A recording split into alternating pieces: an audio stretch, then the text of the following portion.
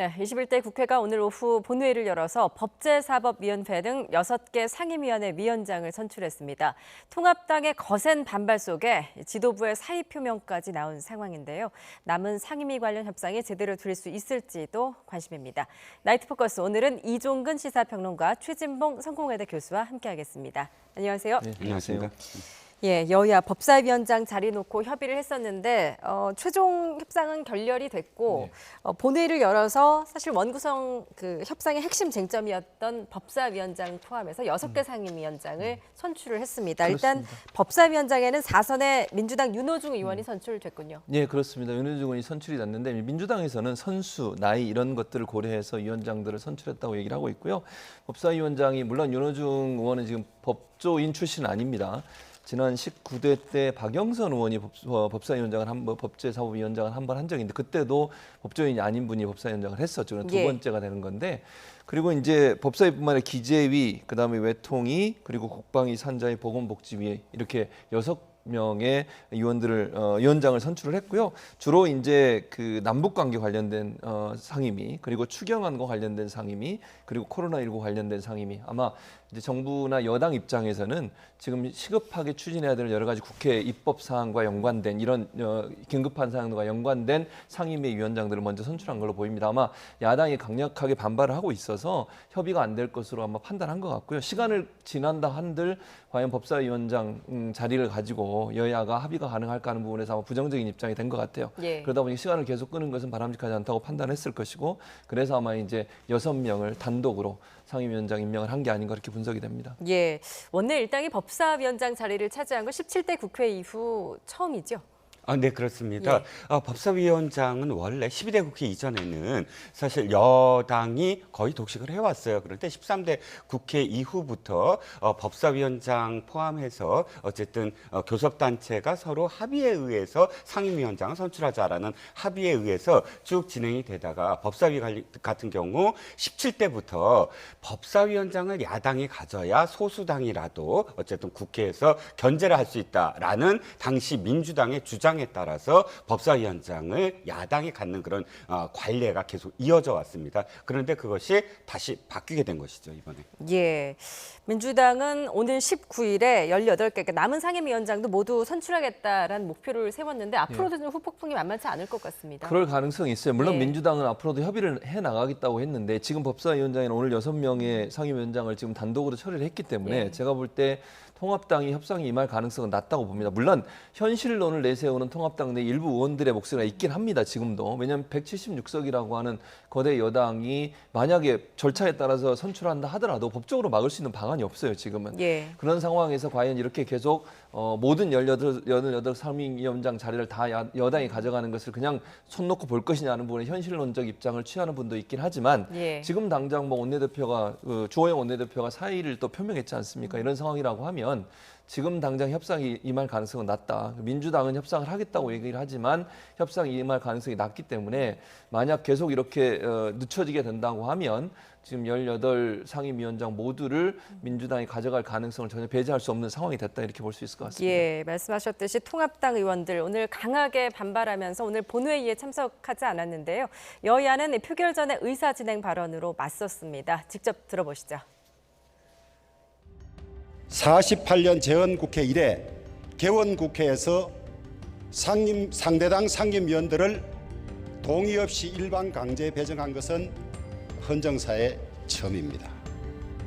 야당은 이를 정부 여당에 대한 견제라고 포장하지만 이는 일하지 않는 국회, 태업하는 국회에 불과합니다. 예, 여당이 뭐 이게 상임위 표결을 강행하고 오늘 이제 국회의장이 강제 배정을 하지 않았습니까? 그에 이제 주호영 원내대표가 강하게 반발을 하면서 사의를 표명했습니다. 어떻게 보십니까? 일단 주호영 원내대표로서는 자신이 책임을 질 수밖에 없는 상황입니다.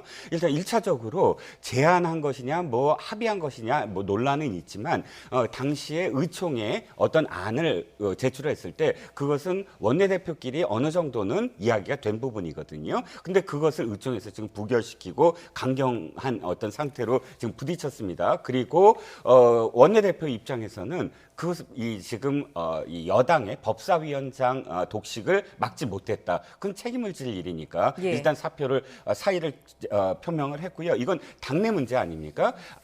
아마도 지금 이 사의를 당에서 받아들일 가능성은 없습니다. 그러니까 사의를 표명한 건 어쨌든 내가 계속 할 테니까 어떻게 나를 신임할 거냐 안 할 거냐에 대한 문제라고 보여지고요. 예. 다시 의총을 열어서 또는 뭐 대표가 그 사의를 반려하고 계속 해달라고 한다면 그것에 힘입어서 나머지 다른 어떤 협상에서 자기가 이렇게 나서겠다라는 의미를 보여지는 것이지 실제로 어떤 사표를 그만두겠다라는 실질적인 어떤 내용은 없다고 판단을 할 수가 있겠습니다. 예, 상임위원장 선출하려면 이제 상임위원 전체 명단이 있어야 되는데 네. 오늘 통합당이 제출을 하지 않았습니다. 네. 그런 만큼 이제 국회의장이 강제 배정을 한 것인데 예. 이게 국회법에는 가능한 건가요? 이제 48조가 문제가 되고 있는데요. 네. 48조에 의해서 국회의장은 가능하다고 보는 거예요. 그러니까 만약에 요청을 했는데도 지금 통합당이 명단을 내지 않지 않았습니까? 그러면 의장이 강제로 배정이 가능하다 이렇게 보고 있는 것이 국회법을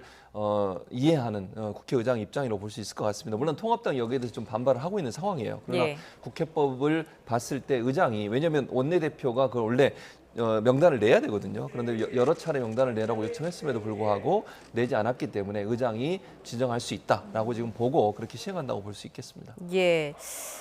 통합당에서는 좀 강하게 반발하고 있는 상황인데요. 김종인 비대위원장의 좀 역할을 좀 기대를 했었는데 오늘 이제 차라리 민주당의 전 상임위 다 가져가라. 통합당 지금 그렇게 이제 말을 하고 있는 것 같습니다. 실제 민주당이 전부 다 독식할 가능성도 없지 않은데 앞으로 통합당이 또 쓸 수 있는 카드는 그다지 많지는 않아 보이거든요. 어떻게 해야 된다고 보십니까? 통합당 입장에서는 명분이냐 실리냐 두 가지밖에 남지 않았습니다.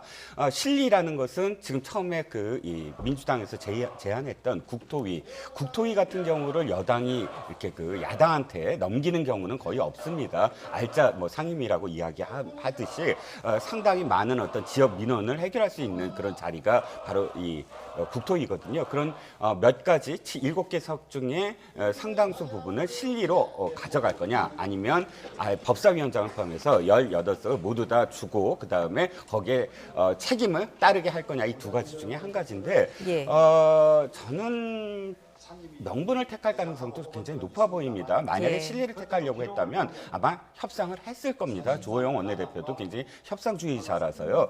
제안이라고 이야기는 했지만 그것을 들고 의총에 묻는 그런 형식을 취한 건 뭐냐면 어느 정도는 이 협상을 한 것이거든요. 그렇기 때문에 그런 협상이 지금 그 의총에서 받아들여지지 않았는데 또다시 의원들을 똑같은 안으로 설득할 수는 없는 상황이죠. 무엇인가 지금 여당에서 한 발짝 더 물러나 줄 수 있는 안이 있으면 가능할 텐데요. 그러니까 네. 그것이 또 여당에서는 불가능하죠.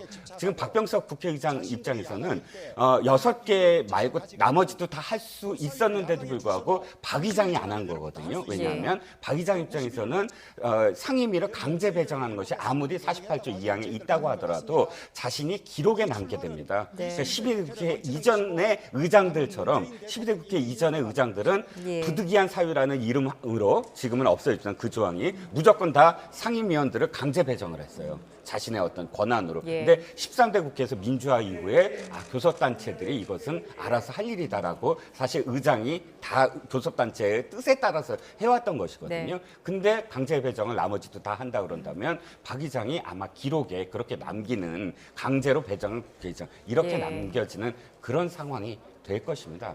예. 자, 21대 국회 시작부터 이렇게 파행을 빚고 있는데 앞으로 3차 추경이라든지 남은 그 의사 일정이 굉장히 산적한데 앞으로 21대 국회 어떻게 좀 진행이 좀 될까요? 저는 지금 상황에서는 그러니까 통합당이 어떤 태도로 나올지가 가장 중요하다고 생각이 예. 들어요. 그러니까 이제 이종근 평론가도 말씀하시지만 기본적으로 이제 원내대표가 사의를 표명했으니까 재심을 물 가능성이 있습니다. 그래서 만약에 재심을 받아서 다시 협상에 임한다고 하면 물꼬가 튈 가능성은 전혀 없지는 않다. 왜냐하면 네. 통합당 입장에서 아까 제가 말씀드렸듯이 일부 의원들은요 현실론적인 부분을 얘기하는 부분들이 있어요. 그런 부류가 있기 때문에 제가 볼 때 마냥 이렇게 강대강 대치하는 것이 과연 여론에 긍정적인 영향을 미칠 거냐, 또 여론도 어떻게 흘러가느냐가 중요한 영향을 미칠 거라고 봅니다. 그러니까 명분 싸움에서 보면 이건 너무 일방 독재를 하는 것이 아니냐라고 주장할 수 있지만 또 한편으로서는 일하는 국회를 만들려고 국회의원을 뽑아줬더니 저렇게도 발목 잡기 하는 게 아니냐 이런 여론도 있을 수 있거든요. 이 두 가지 여론이 어떻게 흘러가느냐에 따라서 통합당은 압박을 받을 수도 있고 아니면 더 강하게 반발할 수도 있는 상황이 될 거라고 봅니다. 예. 국민들이 과연 지금의 이 상황을 어떻게 판단할 거냐. 그러니까 여야가 서로 다른 입장을 내고 있는 거 아니겠습니까? 여당은 일하는 국회 하라고 해서 열심히 일하려고 하는데 지금 발목 잡고 있다고 주장을 하고 있고, 야당은 여당이 독주를 하고 있다고 주장을 하고 있기 때문에 여기에 대해서 국민들이 어떤 관점으로 판단하고 보느냐에 따라서 통합당의 기류도 바뀔 가능성이 있다. 그리고 재신임을 묻게 되면 혹시나 그렇게 되면 다시 재신임을 받고 나서 협상에 나올 가능성도 충분히 있다. 이렇게 생각이 됩니다. 예, 오는 19일 또 상임위 구성 어떻게 진행이 될지도 좀 지켜보도록 하겠습니다.